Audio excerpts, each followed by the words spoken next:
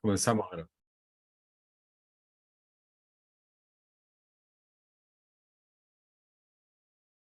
Bueno, entonces, bienvenidos a la reunión de este día. Vamos a revisar lo que es la HIPAA y posteriormente la parte de la OSHA, ¿verdad? Son dos cosas que son muy importantes en el trabajo del asistente médico. Entonces, es bueno revisar eso y también hay preguntas en el examen a propósito.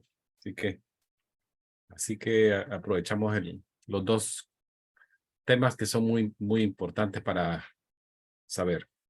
Bueno, vamos a comenzar lo de la HIPAA diciéndoles que la HIPAA tiene que ver con lo que es la parte de seguro médico y la parte de lo que es la protección de la información del paciente. Ya son dos cosas que tiene la parte uno y parte 2 de HIPAA. Nosotros nos vamos a centrar más en lo que es la parte 2, que es el derecho del paciente y cómo estos derechos se protegen en la era actual con la que vivimos y trabajamos. Entonces, los derechos de los pacientes se pueden definir por estado o por la institución donde se va a prestar el servicio de salud. Pero en forma universal casi son iguales. Varían algunos detalles en la parte de descripción y conceptos, pero básicamente es lo mismo. Lo que se pretende es proteger la información y algunas características del trato al paciente. Entonces, el asistente médico y otros empleados del campo de la salud deben de conocer cuáles son los derechos del paciente y protegerlos. Entonces, actualmente el paciente dejó de ser pasivo. Antes era más el paciente decir sí, sí, lo que diga el doctor, y nunca podría decir no. Era impensable que un paciente le dijera no al doctor. Ahora, el paciente puede decir no, toda vez que la información haya sido compartida con él. Ya él tendrá la decisión final si dice sí o no de un tratamiento médico o quirúrgico, ¿verdad? Pero el médico está obligado a compartirle la información. Cualquier forma de querer de presionar a un paciente diciéndole que algo es emergencia y que tiene que irse a la emergencia sin explicarle qué procedimiento le va a hacer o qué diagnóstico tiene o someterlo a una cirugía bajo riesgo sin haber hecho un estudio previo, es una falla del doctor y el paciente tiene derecho a exigir su información en tiempo y que se la expliquen. Si no entiende, pedir un intérprete, pero no puede ser como sometido a una decisión de un solo lado, ¿verdad? El médico lo presiona, hay coerción y no es así. Vamos a ver ahora algunos derechos. Todas las clínicas tienen como unos brochures que le comparten al paciente y lo lee y lo firma que lo recibió. Y también están pegados en las paredes de los consultorios, de las áreas de espera, que son básicamente derechos del paciente y las prácticas de privacidad, ¿verdad?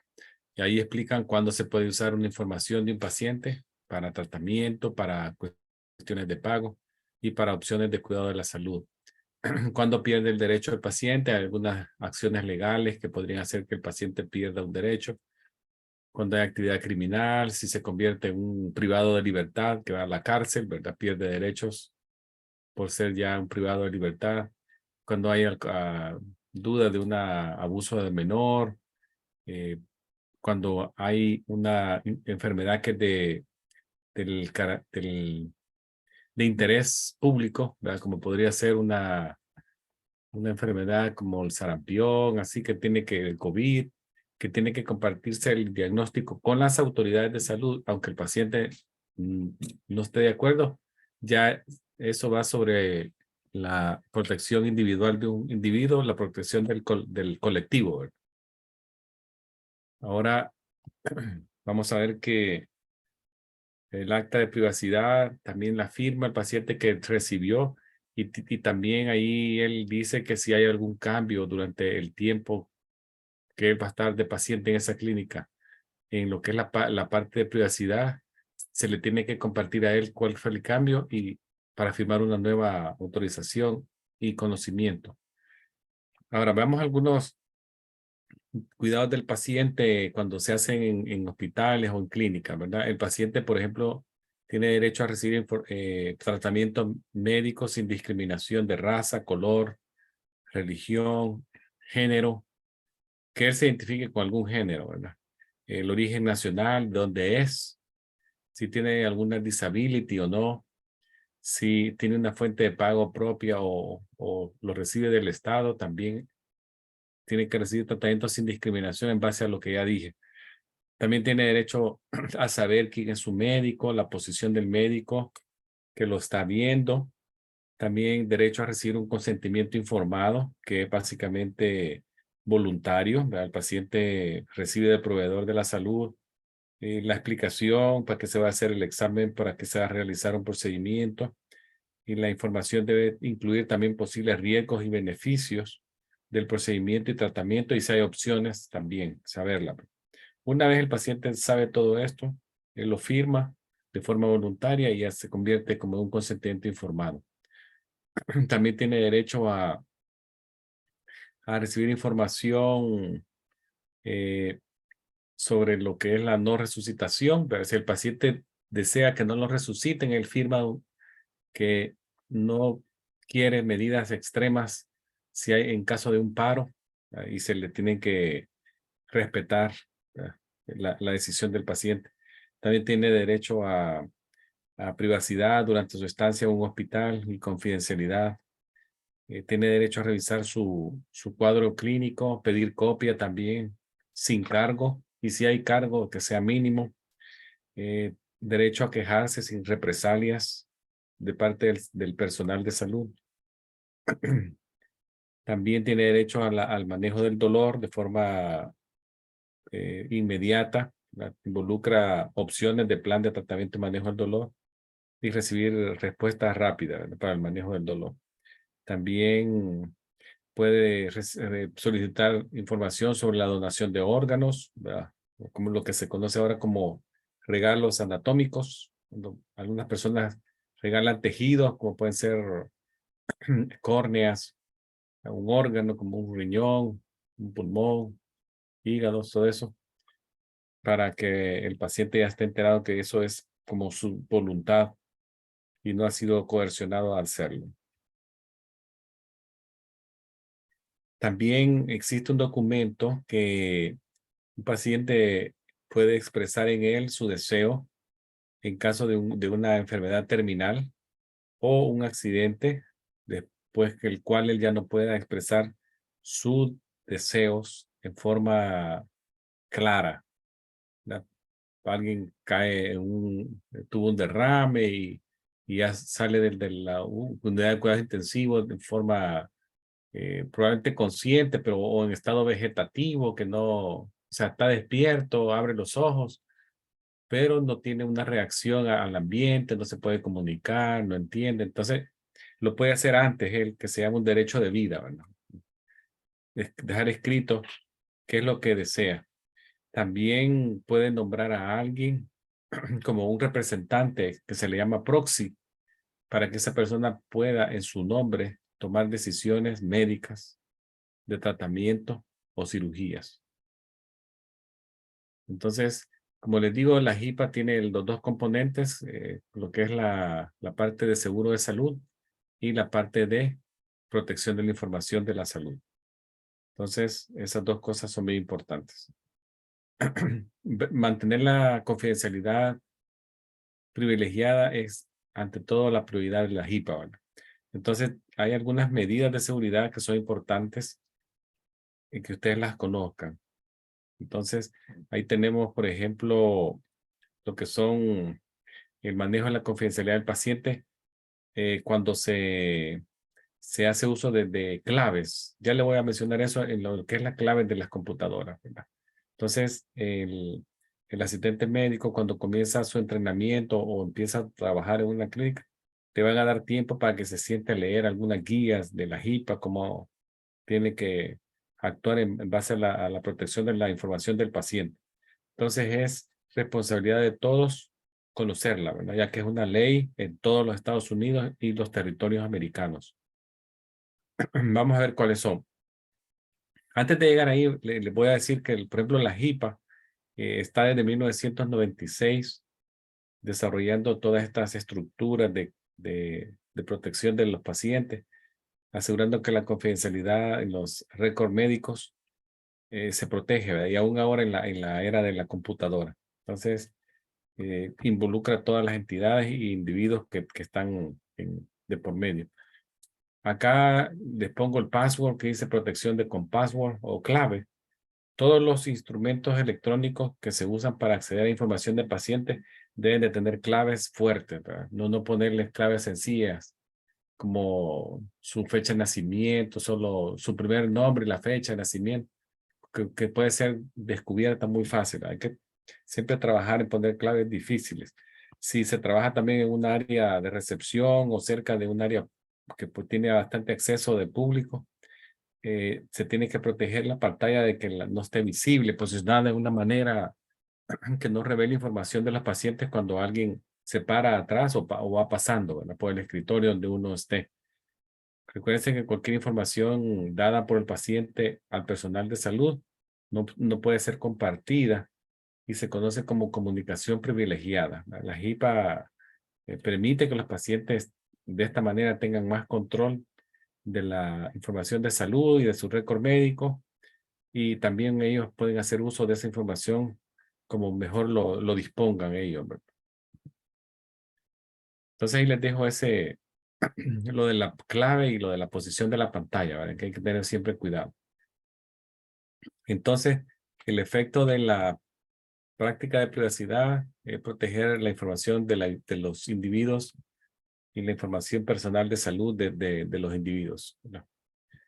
Ahora bien, vamos a ver lo que es dos conceptos importantes que vale la pena revisar, que son ley y ética. La ética es el estudio de la buena conducta, si se pusiera como un tema de una universidad, que el estudio de ética. Básicamente se ven las reglas de buena conducta, el carácter y los motivos que tienen las personas para darle concepto de correcto o incorrecto, o bien o mal a algo, ¿verdad?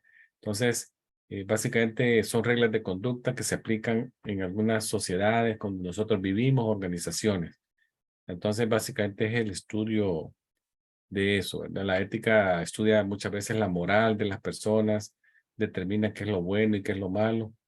Entonces, cuando hablamos de ética y moral, muchas veces nos estamos refiriendo a unas cosas que son bastante cercanas, que son creencias acerca de lo que es correcto y lo que es erróneo. Yo pongo ese el ejemplo de que sabemos todos de que un semáforo, ¿verdad? La luz roja es deténgase, la luz verde es pase, y es el concepto que tenemos de lo correcto o lo incorrecto. Entonces, sabemos que debemos de parar cuando vemos un color rojo, pero a veces, por ejemplo, la pregunta puede ser, ¿usted pararía en un área que usted identifica como peligrosa a la 1 de la mañana porque se puso el semáforo en rojo? ¿O solo va a ser ni siquiera alto, solo un medio desacelera y pasa sin? Entonces, ahí la ética le diría que pare, ¿verdad? Porque ese es el concepto de lo correcto. Pero la situación, usted puede decir, bueno, voy a hacer una excepción y no voy a parar en el rojo porque me da miedo. Entonces, recuérdense que muchas veces con lo de ética no tiene que haber como prejuicios de si lo hago o no lo hago. Si es algo que tengo que hacer, lo tengo que hacer. Se acaba de mencionar que esta ética y moral están muy ligadas una con la otra, ¿verdad? Entonces, no podemos separarlos. Todas las profesiones tienen códigos de ética, la profesión médica, la profesión del derecho, ¿verdad? Los abogados, todas las profesiones tienen unas ciertas reglas, códigos de ética, que son principios que los regulan a ellos como profesionales. Entonces, ahora viene lo otro, ¿verdad? Lo que a veces uno dice, ley, ¿verdad? La ley ya son como un poquito más que la ética, porque ya son reglas de conducta que son promovidas por una autoridad, ya una autoridad competente, como podría ser un gobierno local, una alcaldía, un gobierno de estado, estatal o federal. Entonces, estas reglas y regulaciones que rigen a la sociedad, pero ya tienen, algunas de ellas tienen regulaciones ya con multas, cárceles, todo eso, ¿verdad? Entonces ya se convierte como una acción que tiene más pegue, digamos, en la persona porque ya le da miedo que no solo es la parte ética, sino que la parte de ley. Lo que les estaba diciendo el color del semáforo, ¿verdad? Si yo me lo paso en rojo, la ley me puede decir que me pones 2 puntos a la licencia y me pone una multa de $100. Ya no es solo saber que tengo que parar, sino que si no lo hago, ya hay una ley que me dice que algo va a pasar. La ley acá, por ejemplo, en la parte de la salud, hay unas palabras que nos interesa conocer, que son en general, genéricamente, les dicen tort, que son acciones contra personas o sus propiedades, que pueden ser con intención o sin intención. ¿Verdad? Por ejemplo, ahí tenemos la negligencia, ¿verdad? Una vez que es accionar de manera equivocada, sin intención. Yo no quería que pasara, pero pasó, ¿verdad? Pero eso tampoco le quita cargo a la persona, ¿verdad? Que no hay intención no significa, porque se supone que un profesional tiene que actuar en forma rigiéndose por la ética y la destreza y el conocimiento de la profesión que está ejerciendo. Mala práctica es una negligencia por un profesional, también sin intención, ¿verdad? Que puede ser como un error en el cuidado de un paciente por un cuidador de la salud, que puede ser un médico, una enfermera, un nurse practitioner, un PA y hasta un asistente médico, ¿verdad? Enfermeras también. Algunas torts son con intención. Ya hay dolo ahí para que va a causar dolor. Cuando una persona puede ignorar el llanto de dolor de alguien y dice, no, no le voy a dar el analgésico en este momento, sino que mucho ha estado gritando a este señor, lo vamos a dejar ahí que se espere 15 minutos. ¿Verdad? Pero ahí sí ya estamos hablando de intención, sometiendo a alguien a un dolor que no debía de pasar. ¿Verdad? Luego vienen otros tort, también difamaciones, invasión de privacidad, otro tort, el fraude es otro tort, el asalto, que es una como amenaza de tocar a alguien. Cuando alguien dice no de una flebotomía, recuérdense que si yo insisto y me acerco, y ya es como un asalto, assault, aunque no lo he tocado todavía, pero hay intención de hacerlo y que ya hay una como amenaza de contacto. Ya si lo toco, entonces ya se convierte en una battery, ¿verdad? Que es ya tocar a alguien sin su permiso, sin su consentimiento o justificación legal para hacerlo. ¿Verdad? Ahora vemos algo de lo que es la parte de cuando usted va a tener que preparar pacientes en los encuentros médicos. ¿Qué tienen que hacer? Bueno, van a obtener consentimientos, ya les voy a explicar los 3 tipos, seleccionar por prioridades el triaje y obtener información de salud, ¿verdad? Historia médica. Los consentimientos que conocemos son 3. Tenemos el implícito, que es el número 1 ahí en la pantalla, que es aquel que hace la persona cuando busca una clínica y dice, quiero ir allí. Ya solamente decidir que va a ir ahí de forma voluntaria y el consentimiento implícito de su parte. Expreso es cuando ya hay una parte verbal de aprobación por el paciente. Cuando, por ejemplo, si alguien le dice, le voy a tomar los signos vitales, ¿está de acuerdo con eso? Si solamente ha habido ese tipo de verbal, es expreso si él me dice, sí, no hay problema. Claro, un signo vital no es invasivo, ¿verdad? No le voy a perforar una vena o nada, pero sí lo voy a tocar. Pero si ya le digo yo que le voy a hacer una flebotomía, si está de acuerdo, es expreso y posteriormente que va a ser invasivo porque le voy a perforar una vena y todo eso. Ya necesito yo otro que se llama informado, que necesita que él me firme un documento en donde yo le expliqué toda la información relativa al procedimiento que va a suceder en unos minutos y él conoce los riesgos, por qué, el propósito, qué alternativas hay, el riesgo y con todo esto conocido, él dice sí, lo quiero hacer y lo firma voluntariamente. Ahora, esta palabra PHI, ¿qué es? Básicamente el PHI es una abreviación de algo que quiere decir información de salud protegida. ¿Va? Y esto incluye cualquier información que puede identificar a un paciente en particular. ¿Y qué creen ustedes que podría identificar a un paciente en particular? Por ejemplo, son datos de información del paciente que lo identifican en base a su pasado, presente y futuro.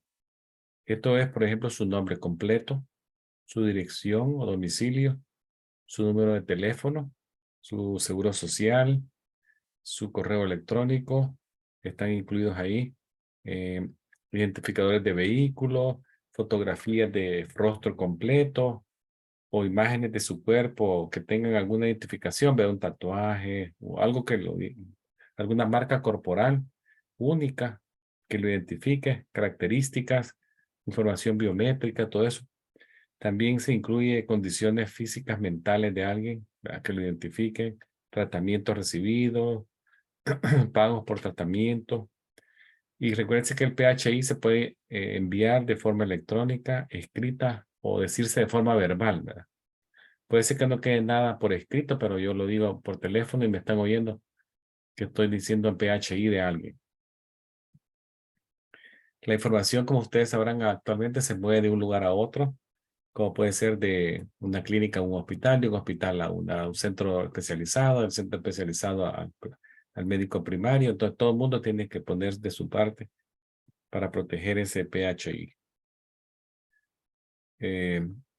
Estos, los récords electrónicos, recuerden que actualmente los récords electrónicos están como sustituyendo al papel. Sin embargo, siempre hay algunos que utilizan papel en algunos casos, ¿verdad? No creo que el papel se vaya a desaparecer al 100%, pero se usa menos. Es más los, los servicios electrónicos y las nubes que captan información de estos pacientes. Ahí le dejo nuevamente la información que ya dije antes, ¿verdad? La clave fuerte, no dejar información en las pantallas de las computadoras y conocer las normas de la institución.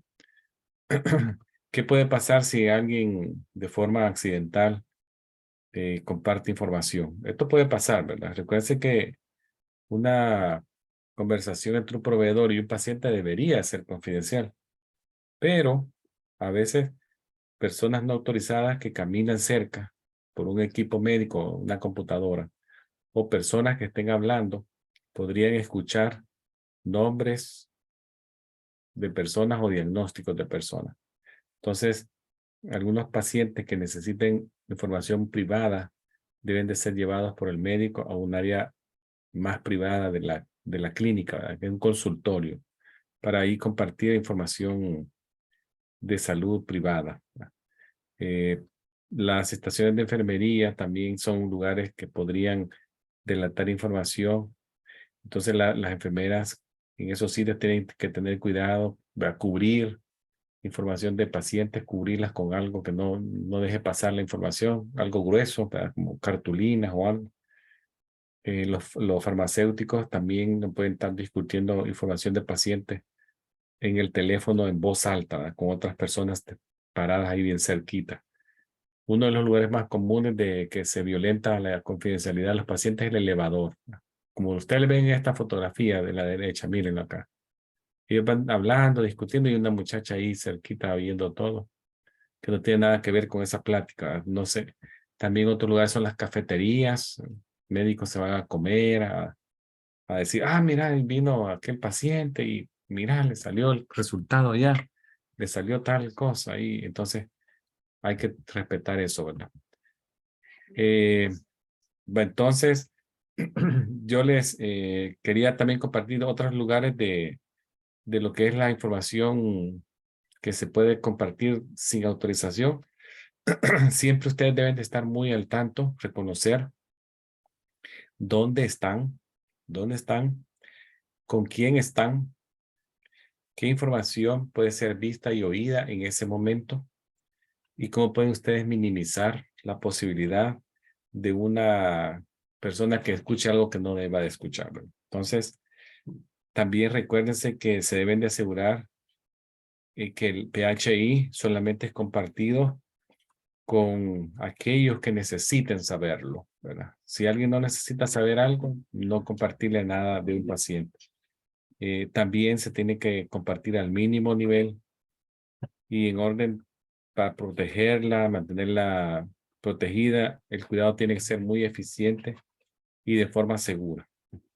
Como un asistente médico, ¿verdad? No tiene que estar buscando información de un paciente. Usted va a tener acceso a la información de los pacientes. No hay que estar como buscando, ¿verdad? Como curioseando cuadros de pacientes por curiosidad, ¿verdad? Solo acceder a un paciente la porción de la información médica que necesito para hacer mi trabajo en ese día. No me tengo que estar leyendo qué le pasó hace 2 años, de qué lo operaron hace 3 años y cuándo lo han ingresado y por qué lo han ingresado y este señor qué enfermedades tiene. ¿Por qué lo? No, ¿verdad? Entonces es esencial que todo mundo con acceso al PHI de alguien esté sabedor de lo que está haciendo él y lo que está pasando a su alrededor, ¿verdad? Ese es mi consejo de lo del HIPAA para no caer en faltas graves, ¿verdad? Del cuidado de la salud de los pacientes y su acceso a la información. Bueno, vamos a alguna pregunta o duda que ustedes tengan de lo de HIPAA, que ustedes dicen, todavía me queda una duda de lo de HIPAA que han escuchado o quieren hacerle una pregunta antes de cambiarnos para OSHA. Yo quiero hacer un aporte también. Sí, sí, sí. La HIPAA también prohíbe que se le tome foto o video a los pacientes, mucho menos que se comparta. Hay Sí, personas que les gustan estar tomándole fotos al área que tienen mala, una así, una llaga, una cosa, eso está prohibido. sí. Fíjese que ahí le voy a completar la información. Está Ah, prohibido si no hay razón de ser en esa cita.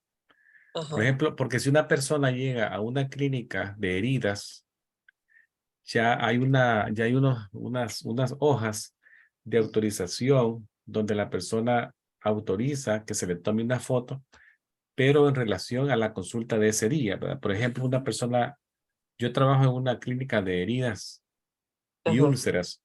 Entonces, a todos los pacientes nuevos que llegan, se le toma una fotografía de la herida. De la herida, pero no de la persona.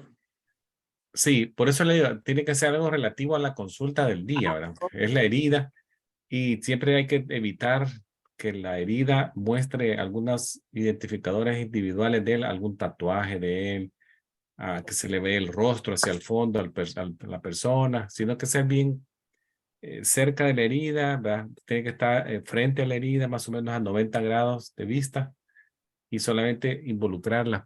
Y los pacientes también firman un consentimiento Un de permiso. autorización de imagen, sí, de tomar imágenes, sí. Ok, excelente. Sí. Bueno, vamos a ver ahora